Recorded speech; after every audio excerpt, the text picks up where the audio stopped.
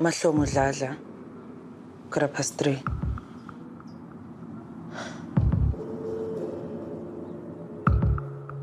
Obhuti bakwaZulu.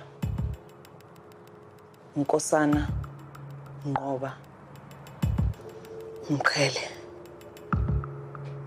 Sambolo, Mtsika, Mquqi, Mpande. Business labo lama-taxi. Elokufihla lokuganga abakwenzayo.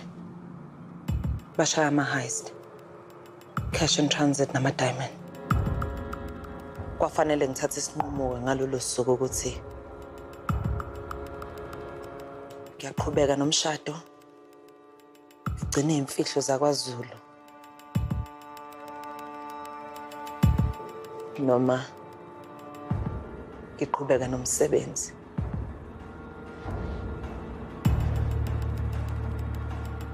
Ngakhetha-ke mina ukuthi ngizogcina imfihlo zakwaZulu.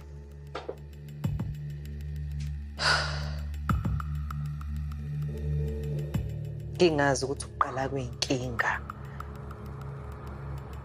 zami.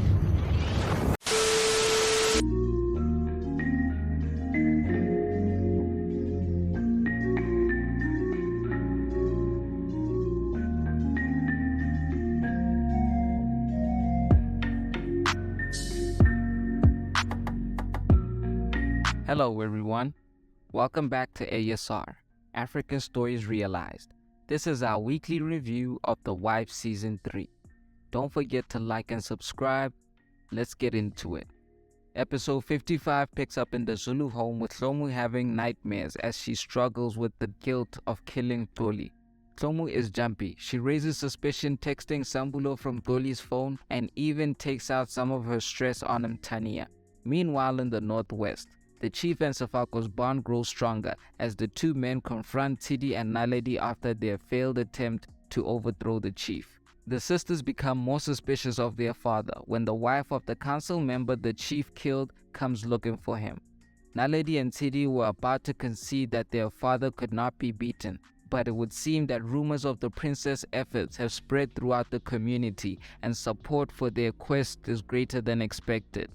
With the community giving their full support to Naledi, the sisters held a meeting with the community, most of who called for the chief's head. But in the end, everyone agreed that the way forward was to dethrone the chief and let the law persecute him for the numerous crimes he committed while on the throne. The chief meanwhile seeks guidance from the seer, but the seer tells the chief that he sees death for him. The chief is angered, and the episode ends with him literally killing the messenger after the seer reaffirms the chief will die and it can't be prevented. Episode 56 picks up in the northwest with the chief announcing to the community that the seer has passed on. Just as the villagers were dealing with the shock of one death, Mr. Taunyane's corpse is found.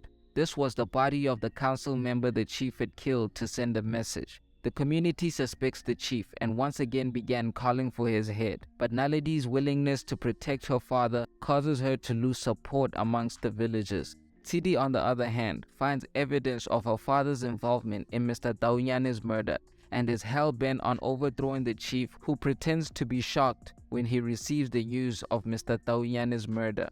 Meanwhile in Jozi, Mgoki takes Sambulo out to shoot some guns and try to cheer his brother up, but on their way back, the two brothers are arrested by the police. At the Zulu home, Hlomu called Baloyi and agreed to hand over the brothers. She recorded a full statement rehashing her entire journey with Mkele and the Zulu family, detailing all the crimes they had committed.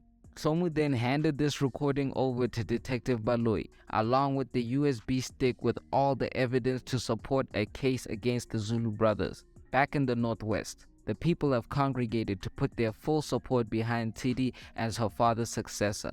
The episode ends with Tidi publicly disowning her father and people chanting her name, with Mulifi lurking in the mob of supporters.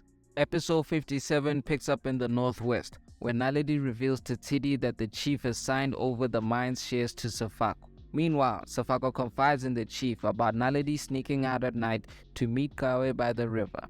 The chief decides that Kawe must die once and for all. He lets Sefako have his pick of the royal guards and orders him to take 20 of them to deal with Kawe. The chief also revealed his devious plot to kill Naledi and Kawe's baby by swapping out her prenatal supplements for pills that will induce a miscarriage. Despite Molefi's objections, the chief is resolute in his mission to purge himself of all his enemies and anyone else that opposes him. The community arrives at the royal palace and demand the chief's head. At this point, Naledi realizes that Tidi is in cahoots with the community and has always had her eye on the throne. Meanwhile, at the police station, Detective Baloyi receives word that Sambulo and Mkoki have been arrested for robbery. Baloyi offers the two brothers a deal for their confessions, claiming he's only interested in Kawe, Mkele, and Nkosana. Luckily, the family has a new mole in the police station. The mole informs Mkele that Sambulo and Mkoki have been arrested, and Baloyi has an informant that is helping bring the Zulu family down. Mkele tells Kawe that they need to get their brothers out of jail and make a run for it cause Baloyi is coming for them. The episode ends in the northwest, with the angry mob's unrest boiling over as they breach the entrance to the royal palace, calling for the chief's head. Not bad at all. We're a week away from the big finale and I'm excited.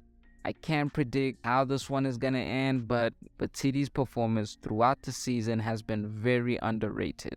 It's been a few weeks since I got complained about my pronunciation of the names, so I'm assuming that I'm getting better. Let me know down below. I'll be back next week with a review of the finale. Don't forget to like and subscribe. This is ASR for the love of African filmmaking and storytelling.